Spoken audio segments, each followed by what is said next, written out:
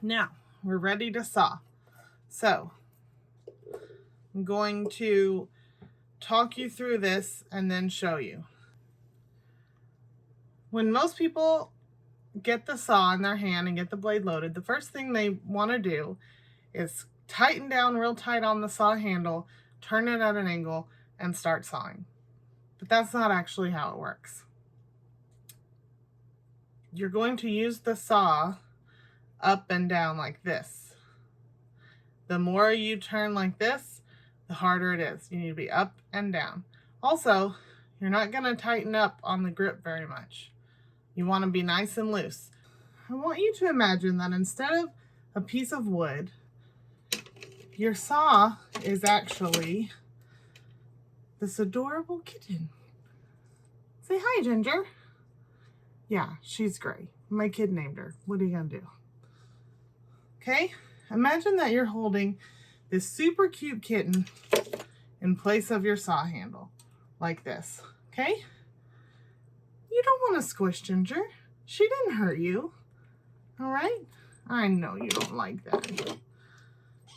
I know. You don't want to squish her. You want to hold her lovingly and sweetly, okay? So as you're sawing, think about Ginger. Keep Ginger safe. Don't squish her internal organs. The reason the bench pin has a V in it is so that you can have a way to hold your metal down and still be able to get the saw in here. Okay, so I'm gonna change the angle so that you can see a little bit better and get going.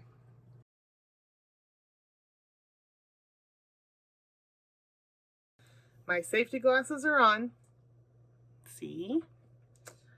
So I'm going to hold the piece with my non-dominant hand, which in my case is my left hand, and I'm going to try and put the line I'm going to follow right where this V is. You start at the edge of the metal. I am not putting much force on this. I'm not trying to push it forward. The key is to concentrate on going up and down, and the teeth of the saw will move it forward. So you just start moving up and down. Again, I'm not concentrating on going forward. I am focusing on going up and down and using as much of the blade as possible. So I'm making long movements up and down, trying to use as much of the saw blade as I can. When I get to the corner, what I do is I continue moving just up and down, just vertically, and I slowly rotate the piece. I'm not trying to go forward.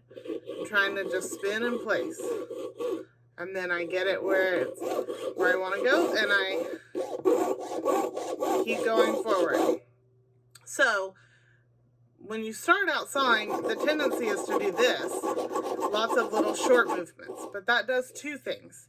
That tires your arm out, and it will also make your line kind of choppy because you're doing so many little movements. But start with your blade all the way up and try to go all the way down with it. It only cuts on the downward motion.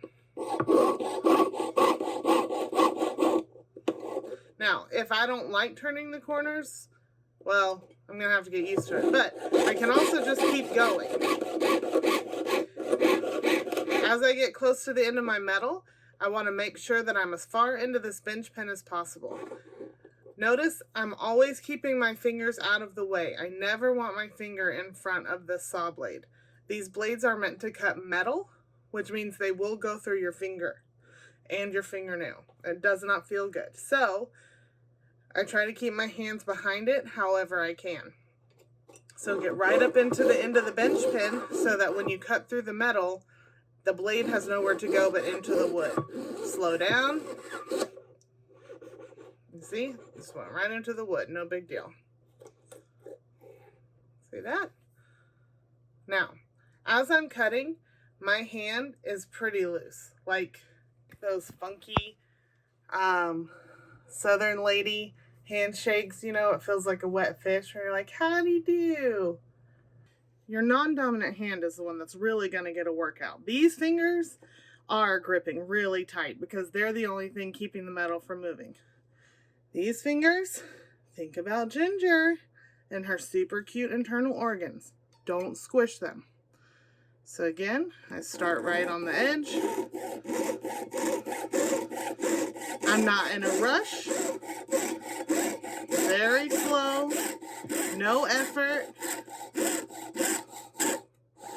I'm not pushing it forward, that'll break the blade. Okay, when I come to the corner, I go real slow up and down. You hear how it's not cutting? You hear that? There, I got a little bit, that's okay.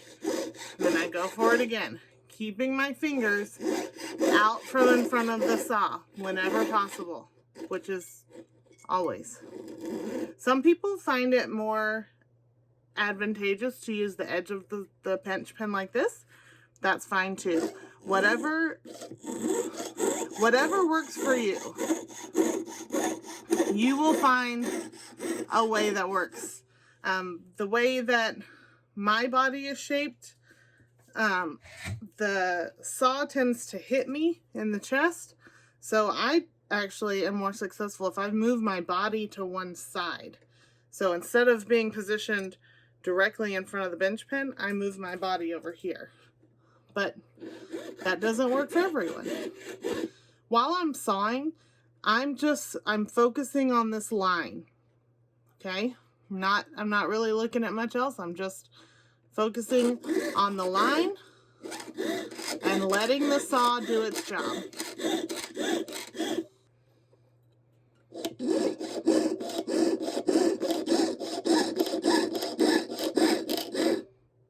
Okay, one last corner.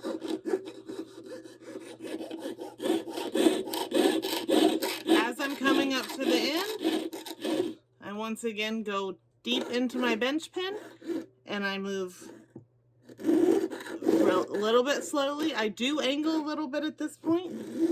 Just go real light and slow. There we go. There we have it. A nicely cut out Herrerasaurus.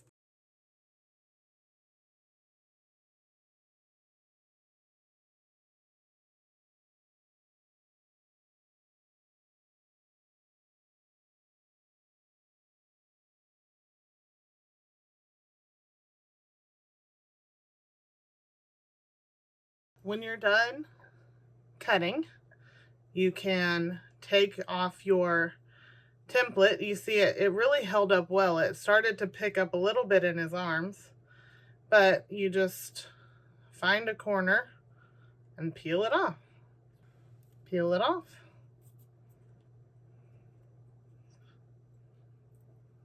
Peel it off. And then if there is any residue from the rubber cement, you just rub it, comes right off. We have a little Herrerasaurus.